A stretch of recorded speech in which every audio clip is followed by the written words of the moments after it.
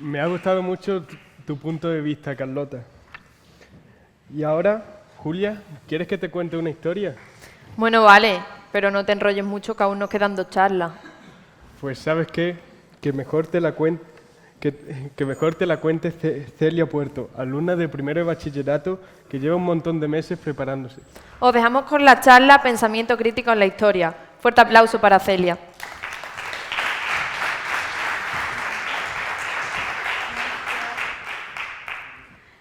Estoy segura de que todos los presentes en este lugar hemos ido a la escuela alguna vez en nuestra vida. Ya sabéis, hemos estado en una clase donde el profesor se sienta en su silla y explica matemáticas, lengua u otra asignatura a sus alumnos y alumnas. Pero, un momento, ¿estáis seguros de que estamos pensando en lo mismo? Yo estoy pensando en aquella clase que tenemos muy cerca en el espacio, en nuestra misma tierra, Extremadura, pero no tanto en el tiempo, ya que han pasado nada menos que 2000 años. Como oís, hablo de las escuelas que existían en Emérita Augusta, en la actual Mérida. Para vuestra sorpresa, en aquella época ya existían escuelas en las que tanto chicos como chicas asistían a las lecciones de su profesor, el único que disponía de un asiento. ¿Seguís sin creerme? Está bien.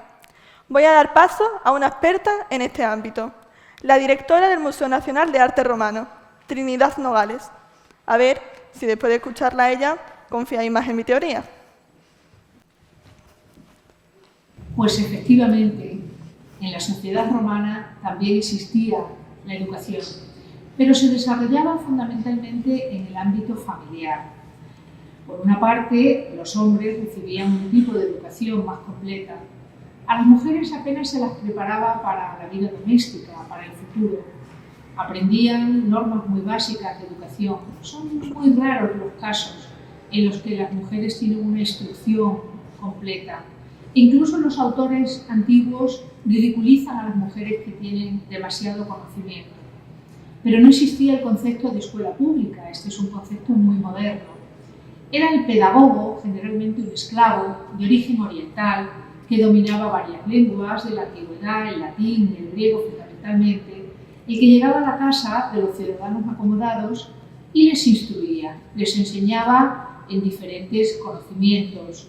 El ciudadano romano entendía que la formación tenía que ser integral, una formación intelectual, pero también una formación física de actividades corporales.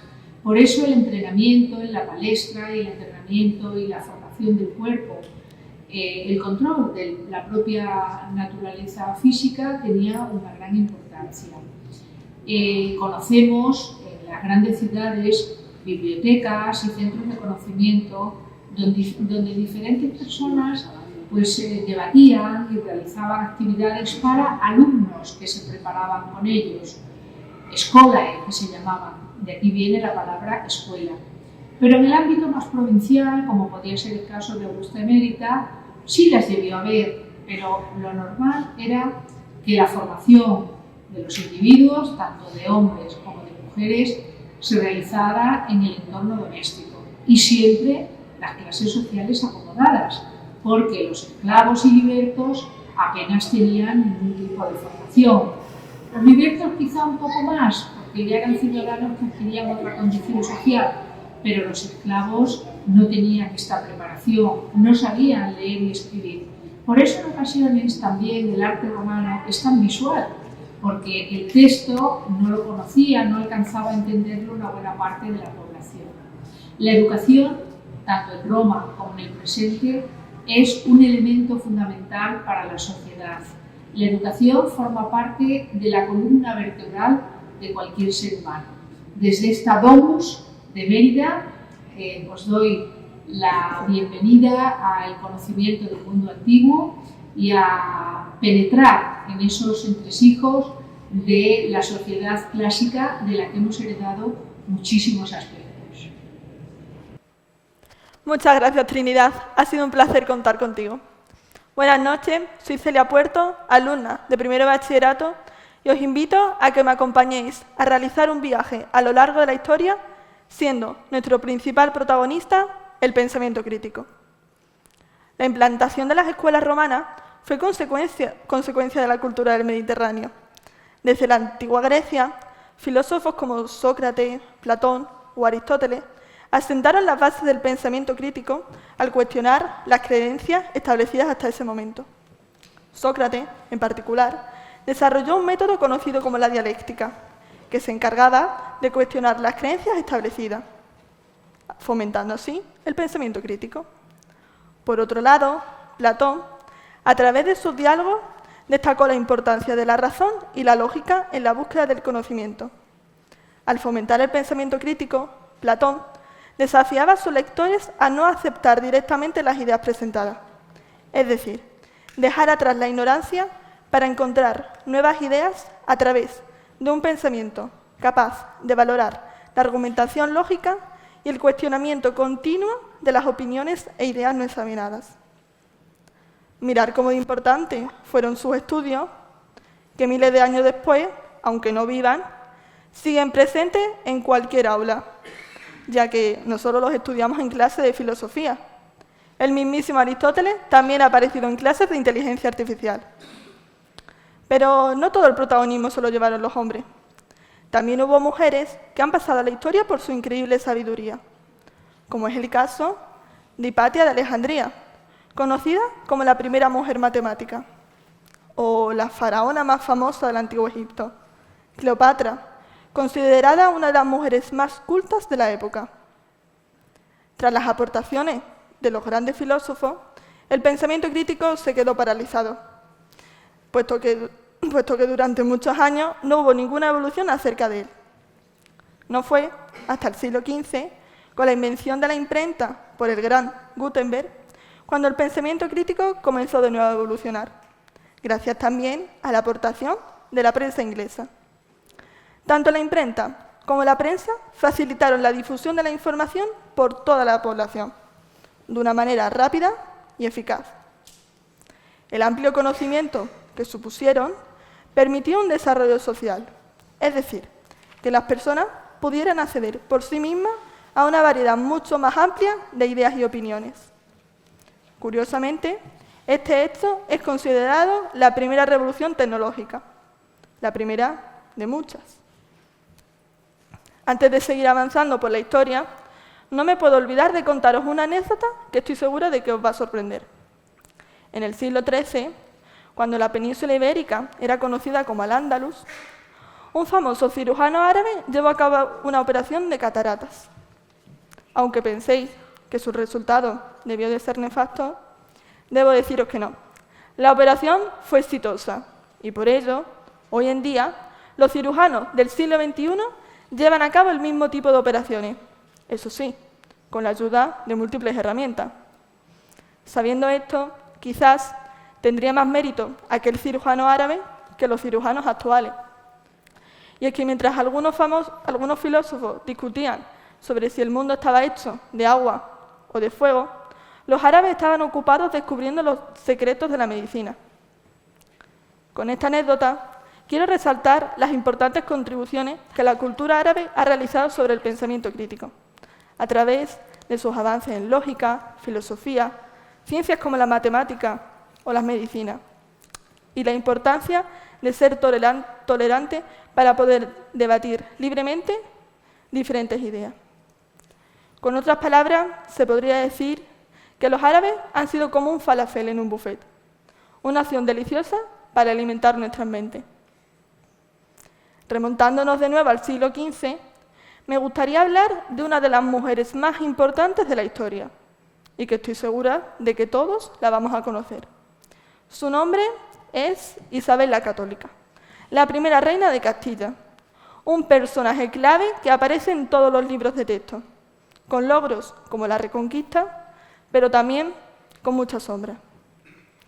Durante su reinado, demostró ser una gran estratega en política, pero nefasta para el pensamiento crítico, ya que su objetivo era acabar con él, expulsando a otras culturas, judíos y musulmanes, de la península, con el fin de implantar sus propias ideas como las únicas válidas. Para quienes no seguían estas creencias, estableció la Inquisición, una amenaza directa contra el pensamiento crítico. Mientras los valientes soldados se enfrentaban en batallas por ampliar los dominios del reino, también se libraban guerras contra prejuicios y creencias. No solo consistía en conquistar tierra, sino también mentes. Dejando atrás el siglo XV, caracterizado también por el descubrimiento de América por Cristóbal Colón y el intento de implantar un pensamiento de forma radical en la isla recién descubierta, pasamos al siglo XVI, donde destaca el movimiento del Renacimiento. Y seguimos hasta el siglo XVII, durante el que continuó la evolución del pensamiento crítico. Y además surgió uno de los movimientos intelectuales más importantes, la Ilustración, caracterizada por la repercusión de la razón, la ciencia, la felicidad y la libertad individual. Como veis, el pensamiento crítico se iba modernizando poco a poco. Y ahora sí, bienvenidos al siglo XVIII, la era de la Ilustración, donde la razón era la estrella de la función y la superstición estaba a punto de ser expulsada. Imaginad un mundo donde las verdaderas estrellas fueran los filósofos, puesto que tenían el don de la palabra y la capacidad de hacer que toda la población pensara con sus ideas revolucionarias. Estas ideas no solo fueron útiles para reforzar nuestra capacidad intelectual, también fueron la solución a muchos de los problemas de la época, como fue la Revolución Francesa en 1789.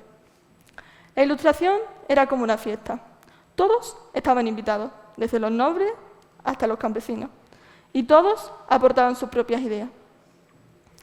No me puedo olvidar de nombrar a personajes como Locke, con su propuesta de la división de poderes. ¿Por qué conformarnos con un solo rey cuando podríamos tener tres? O a Descartes, con su famosa frase pienso, luego existo, en latín cogito ergo sum. La Ilustración fue mucho más que un periodo de grandes ideas. Fue una celebración del pensamiento crítico que nos enseñó a cuestionar y a desafiarnos. Una vez terminada la era de la Ilustración, estamos preparados para continuar con nuestro viaje. Esta vez hacia una época de humo, vapor y muchos inventos. Hablo de la Revolución Industrial, el momento en el que el mundo decidió que los caballos eran demasiado lentos y comenzó a dar uso a la artillería pesada. Máquinas de vapor, trenes de vapor y, por supuesto, nuevas ideas que cambiarían para siempre nuestra forma de vivir y de pensar. La Revolución Industrial no se limitó únicamente a la producción. También encendió la chispa del pensamiento crítico en la mente de las personas de la época, quienes se vieron obligados a depender de ella para poder ingeniar. Luego están los filósofos y pensadores de la época, quienes crearon debates sobre los cambios sociales. ¿Era justo que los obreros fueran reemplazados por máquinas? Esta pregunta se hacía una vez tras otra, mientras indirectamente reflexionaban sobre el futuro. Y recordad, estamos en pleno siglo XIX. Y de una revolución pasamos a otra revolución. Ahora, a la revolución de la información del siglo XX, cuando las personas comenzaron a llevar bibliotecas enteras en sus bolsillos. Es decir, podían disfrutar de un acceso total a cualquier tipo de información solo con deslizar el dedo por una pantalla. En este momento, el pensamiento crítico se convirtió en una habilidad muy importante, porque con tantas fuentes de información y opiniones luchando por captar la atención de la población, era fácil ser engañados por un par de titulares falsos. Me gustaría haceros una pregunta. ¿Creéis que tener acceso a más información significa más pensamiento crítico? No necesito una respuesta ahora. Os propongo que penséis en ella y encontréis vuestra propia respuesta. Y por fin llegamos a nuestros días, el fascinante mundo de la inteligencia artificial, donde las máquinas acabarán tomando sus propias ideas sin importarles la de los humanos, sus creadores. Sí, han pasado de ser simples calculadoras a máquinas capaces de entrar en el pensamiento crítico. Sí, la inteligencia artificial está cambiando la forma en la que aprendemos sobre el pensamiento crítico, porque al igual que nosotros, necesita distinguir entre la información útil y las fake news, las falsas noticias. La inteligencia artificial ha llegado aquí para quedarse, y su papel en el pensamiento crítico es más importante que nunca. Una vez terminado nuestro viaje que empezamos, en la escuela del periodo clásico, donde se encendió el primer foco del pensamiento crítico, atravesamos muchos siglos de aprendizaje, hasta que se encendió el segundo foco del pensamiento crítico, en la Ilustración. ¿Será la inteligencia artificial de siguiente generación capaz de encender el tercer foco del pensamiento crítico? ¿O lo apagará para siempre? Muchas gracias, buenas noches.